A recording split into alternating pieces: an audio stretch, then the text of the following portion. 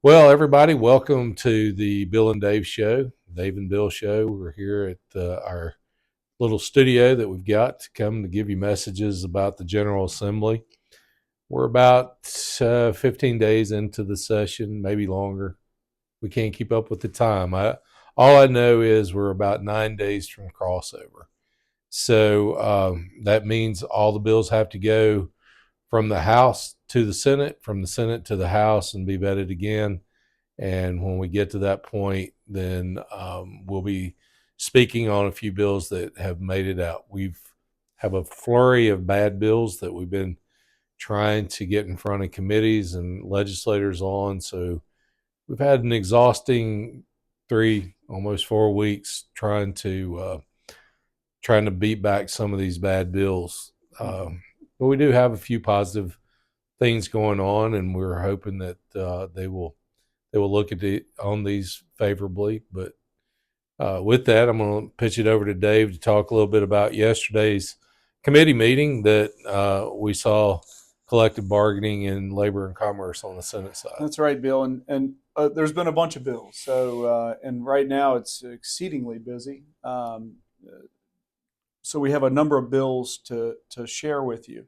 We're going to start with the collective bargaining bill. Like Bill was saying, that was before the committee yesterday. It was a huge turnout for the bill, and this was Senate Bill 378, and it was in Senate. Labor and commerce. Labor and commerce. Sorry, I forgot. And so there were some changes to the bill. The bill was reported out of committee. Was nine on a 9-6 vote. And there were some changes to the bill. One primary issue, and something that we actually brought up in a previous video, was the fact that they referenced the state police as highway patrol. We brought that to their attention. It actually hadn't been changed. They did a line amendment during the committee, and the bill did report out. There were some other changes of note. One thing that they changed that's a significant difference with respect to the original is non-binding arbitration. And that means that through the arbitration process that's built into the unionization, that any decision that they make through arbitration isn't binding. It would ultimately have to be approved by the General Assembly, and it's what we've been arguing all along. That's exactly right. Why do we need collective bargaining when we already approached the General Assembly to make these decisions? Or in the locality example, it would have to be approved by the governing body. One other thing of note is that they, up until yesterday, the sheriffs were also included. This also includes local police, but the sheriffs were included up until yesterday. However, they changed the bill to reflect that it's optional based upon the sheriff and the sheriff's decision about whether or not they move forward with collective bargaining. And that's all to appease the sheriffs, who are constitutional officers that run elections every 4 years. But we still have some question about the constitutionality of the whole thing. But, it did pass. It passed Commerce and Labor and sent to Finance. And so that's where we're working to speak to as many legislators there as to share with them. To set up this process on a statewide level is $101 million at the best estimate. Each locality then would have to do the whole thing within their locality, and I think Chesterfield, it's the second largest, I think, agency in Virginia. It's close to 200 million for just that. Over 200 million. Just over 200 million. So that gives you an idea of the cost of this, and the message is always for affordability, and there's nothing affordable about this whole thing. Certainly not. Bill, let's discuss the next one, and that's House Bill 273. This was brought by Delegate Helmer. We've talked about this bill before already once. It deals with rendering aid in the law enforcement context. The bill is pretty significant in terms of potential civil liability. And that liability would run to the individual officer. Right. And the liability would be assessed based upon a gross negligence or willful misconduct. which we've talked about before. It's not specifically defined in this context, but we do think that there could be some problems in its application in this particular type of situation. And we've pointed it out to them, and we've shared with them the problems that could exist uh, in the civil liability side of this. And, especially in the willful misconduct language that they've got, because that is not actually defined in the code. And it could be a litmus of different opinions as to what willful misconduct is. And so we've shared that with them. They have just basically ignored that, and that bill actually passed today on the House floor on a party line vote, 64-36 or whatever. And it's kind of what we're seeing, a repetitive um, effort just to pass it because you have the power to do so, not looking at the net effects that it will have on law enforcement. Because I don't see any movement to really consider what law enforcement will have to deal with on some of these bills, and we're going to go through a few others. And on this bill and on the next bill, it's important to note out that the only real effect that the bill is going to have is on Virginia law enforcement. Right. And probably the political intent is not necessarily Virginia law enforcement, but the only people that are going to have to deal with this is Virginia law enforcement. Well, because of federal preemption. They're trying to address a political issue that's a nationwide conversation, but they're not punishing those individuals. They're punishing Virginia law enforcement officers because those officers are on a federal level. They don't apply by these. That's exactly right. Facial coverings. That was another bill that we've talked about. It is on its way to the floor. It passed out of committee. This is Senator Salim's bill, Senate Bill 352, and it restricts facial coverings for law enforcement. Now, they did make some changes.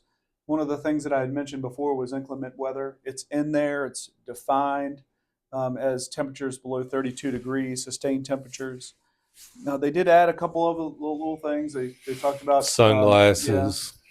And that they can't completely cover up the face or as to substantially obscure the face. Now, this bill is a little bit different in its application, though, and of course, its political intent is the same as what we just discussed. But it's in its application. Not only is there civil liability, there's also a Class 1 misdemeanor attached to it. There is, and that's what is really disturbing, because now you're going to make criminals out of law enforcement that otherwise, would not intentionally hide their identity unless it was for some reason for protection. Mm-hmm.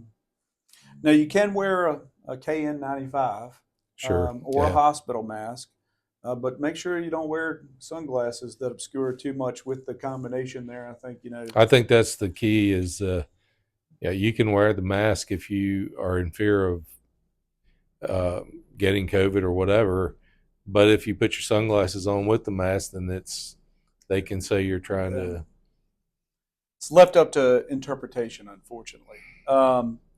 Another bill, two other bills that we've been tracking is House Bill 229 and Senate Bill 173. This is Delegate Hernandez and Senator Williams-Graves, respectively. Right. This bill deals with guns in hospitals. Well, it's more than guns. It's knives, stun guns, explosives. Those things are under, and so concealed weapon. The bills seek to restrict that. Now, there were some exceptions that were laid in the bill, but they dealt with law enforcement officers who were in the official performance of their duty. And our take on that was that it needs to be just a law enforcement officer, because there's real important need to be able to carry a gun off duty. And you find yourself in a hospital and you're going to be disarmed for that purpose. And they can be pretty dangerous places. I mean, we're not going to discount that. All right. But, and we explained that. We explained that, we may not have objections to the intent of this bill to try to keep individuals out of the hospital with deadly weapons, but you're also including our off-duty law enforcement officers who, when they're in a hospital that they routinely take people to, or they may have a wife or a husband that works at the hospital. You're prohibiting them from carrying an off-duty weapon onto the property there in the building, or The entire property. the entire property. So what's the avenue when something does happen, and an individual who knows who you are looks to you to take action?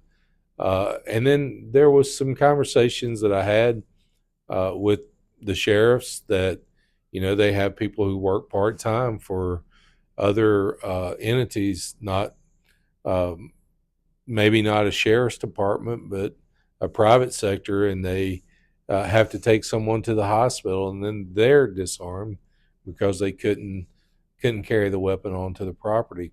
But I found it very ironic that in this language there is a provision in that section of exemptions for individuals with a ECO and a TDO. So it doesn't make sense that our law-abiding, lawfully sworn police officers can't carry their gun off duty, but an individual that has an ECO and a TDO issued against them can. It really doesn't make any And sense. so and this is the challenges we've had down here this year, because there's a lot of new people and there's a lot of younger delegates and senators that have been here for a few years. When you bring these things up, they're expecting you to come to them prior to the bill even being vetted to tell them the problems with it, and then they're going to take offense if you don't do that ahead of time. Well, we're two individuals that are chasing bad bills everywhere, because I don't know how many bills, I haven't counted yet, have been introduced, but it's over 2,000 bills. Yeah, it's a ton. And so we're trying to keep up with a large majority of those 2,000 that are bad bills. Mm-hmm. That's exactly right, Bill. And but there are a few bills that were good bills. Good bills, We were yeah. chasing those around too. The next few would fall into that category. There was a bill, House Bill 659. This bill would have allowed folks to avoid a gap after this is post retirement, Right. and after you retire, if you have an opportunity to choose the state health plan and continue that in retirement. If you don't choose that and you go on another plan, you're never allowed to come back onto the state health plan. This was Delegate Pugh Kent. I spoke in favor of her bill yesterday in House Appropriations, and they were very nice. They commented that they appreciated her bringing the bill forward, but they were going to carry the bill over until next year and table it, which means it's dead, and commented that there was a lot of zeros that they were seeing on the fiscal impact of that. And when we pulled the fiscal impact up, that was $21,000, and that was just to adjust Cardinal. Yeah, for system changes. For system changes, $21,000, and they shot the bill down for that. The other bill was Senator Craig's. Yes, Christy New Craig, and that was Senate Bill 419. And what this bill would have done was allowed a retirement enhancement. This would have been an excellent bill for retirees. It would have given you one extra year for each 5 years of service, up to 25 years. Right. And but this bill met the same fate, and that was the committee tabled it, and it didn't think that was something that needed to go forward. But it could have really added to the retirement. I will point out that those are two Republican bills. So we were very interested in the bills passing. We were supportive of the bills, but we also understood the dynamics of the makeup of the General Assembly, and kind of knew the outcome of what it would probably end up being, but it just shows the partisan politics that are being played right now, because even though there's good bills that will help law enforcement, um, they're not interested in entertaining them. Mm-hmm. And one bill that might not be entertained is one that's was a bill that Delegate Cherry has filed, and Right. this is a bill that's come up a number of years in a row. This is House Bill 204, and would have allowed dispatchers to have enhanced retirement through Valors. And so that bill is still in appropriations. It's not yet been heard. I suspect that there's going to be some bills that are not heard. Yeah. Well, This could be one of them. like we've spoke to this bill before, and we've seen the outcome, and we've met with um, Delegate Cherry and told him we support the bill and that we'll be there to support him when the bill comes up. But we may not ever see it. And then the last one that we have for you as an update, this is a budget amendment. By our request. Yes, and Senator Carol Foy handled this for us. It's 4-14, number 8, if you'd like to look it up. And this is another excellent potential for our retirees. And so this is a budget amendment that would allow a $40,000 tax subtraction Right. from your taxes for up to $40,000 of earned income for retirees that participated in SPORs, or any surviving spouse that their spouse was killed in the line of duty. And so there is an age requirement on it also, 55 years of age, and it would allow that subtraction. Interestingly enough, that subtraction tracks with the current deduction for military retirees. So when I spoke to Senator Carol Foy this year, when we were talking about our current retirees and future retirees, she asked me, where could we go to assist them? And I started looking at the military exemptions and basically asked her, could we approach it through a budget amendment for our retirees to align with what the military does? And so this is part of that request, in which she is introduced in a budget amendment. I also asked for a request for our law enforcement that have been injured in the line of duty, and their spouses that whose spouse has been killed in the line of duty, to be part of that exemption of property taxes, in which is enjoyed by the military also. The problem with that was it has to be a constitutional amendment to do it. So we were unable to get that. But this one will be a great benefit to those that are retired now and those that are retiring in the future. And that's why we requested that, and hopefully they'll look favorable on it. But there's a lot of bills, and I want to explain this a little bit, and David, you can pick up on it, but there's a lot of bills that have a huge financial impact, collective bargaining being one. And they are initiated by one party that is in power, so they really look to try to fund their initiatives first. So that's why we think that sometimes it's impossible to get things done for law enforcement. But there is a sense there that law enforcement is not the main focus of the General Assembly any longer. Law enforcement takes a backseat to criminals in some sense, and we've been fighting this battle now, and it's been very frustrating because you'll hear them get on the campaign trail and talk about how, we support law enforcement, we back the blue, we do this and that, but it's not exactly true in all of them. They have an initiative, and it's not one to back law enforcement. It is one to advance the criminal element of second chances. And look, I'm not against second chances, but my goodness, we're going second, third, fourth chances in some of these situations. So, it's been a very hard uh, last 3.5 weeks because we're just seeing it as it is. And it is interesting, Bill, to put it into context because it's my understanding that all the budget surplus, $2.7 billion, is going to be absorbed by Medicaid. Mm-hmm. And so it is a matter of what the money's left over to do. Collective bargaining is going to cost the Commonwealth a lot of money. Of course, that's not in a fiscal impact, by Right. the way.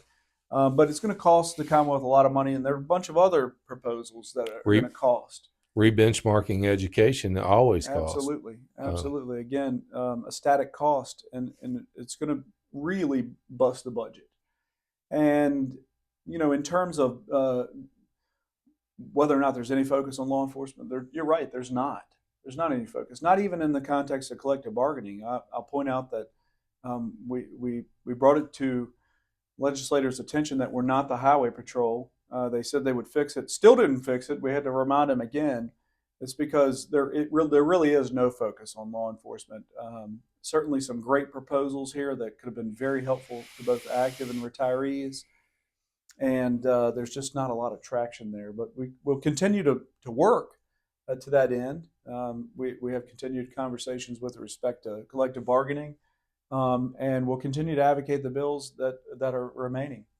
and let me say that you know we heard it in 2021, defund the police, all the things, and there's a way to defund the police without even striking a pin to any budgetary monetary means. That is to tie your hands to where you can't do your job and make you personally civilly liable. Mm-hmm. And that's what we see in so many of these bills. And it has been very disheartening because when you mention that and when you bring that up to them, and most of you watching this video know that I'm not afraid to do that, and I do that, and they get offended because they don't want that narrative put out there. But that's what is happening with this legislation. On a positive note, we had a meeting today with the governor's um, legislative director to explain a couple of things about collective bargaining and what it does, and why our agency should not be a part of that. I think they were very attentive, and they were very um, how would you put it? Receptive. Receptive, yes, Yeah.